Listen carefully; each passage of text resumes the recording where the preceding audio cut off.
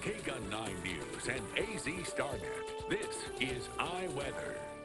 Interesting night out there. A little bit of wind, light rain to our north, and some clearing skies with a gorgeous sunset having just gone down, that old sun. Well, it'll be back tomorrow and through the weekend. Low pressure is to our north, swirling around, creating a lot of rain up in Utah, Colorado, and a little bit in northern Arizona. Some now creeping into western Pima County. So you could see a drop tonight, but I think that's about it. It's going to move on out of here.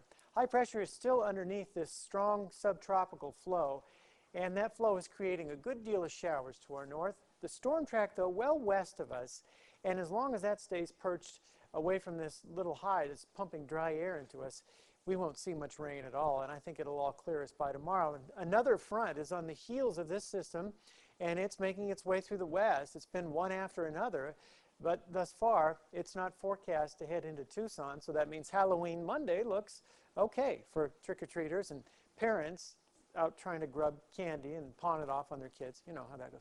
Anyway, here's the rain-snow line. It's dipping right about through Tucson, just the rain line, I should say. Some snow forecast, actually, in the northeast mountains of Arizona, the Tucson Mountains, the mountains of Navajo country, but that'll be light and brief.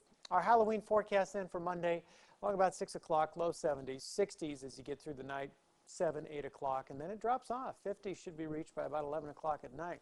A lot of wind whipping around this storm center today and tonight.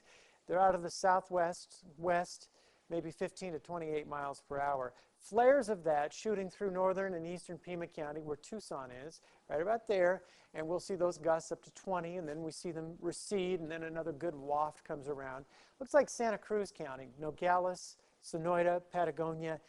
Just a gorgeous night there. Same with Douglas and Cochise County with occasional light breezes, just enough to keep it from being too cold, actually. If you get a decent breeze at night, it stirs up the atmosphere and prevents that real chill from developing.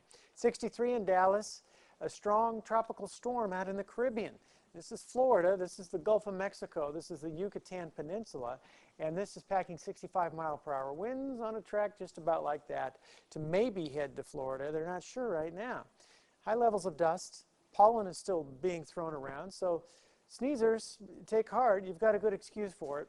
78 in Phoenix, it's a nice night, but in northern Arizona, the bottom is falling out. In Flagstaff, you'll be down to about 24 to 25 degrees at the Arboretum, which is a little higher up than this airport reading. That's on the interstate about 10 miles this side of town. Douglas at 46, Benson, you're at 77, Sierra Vista down into the low 40s tonight. Same with Bisbee on the cool side.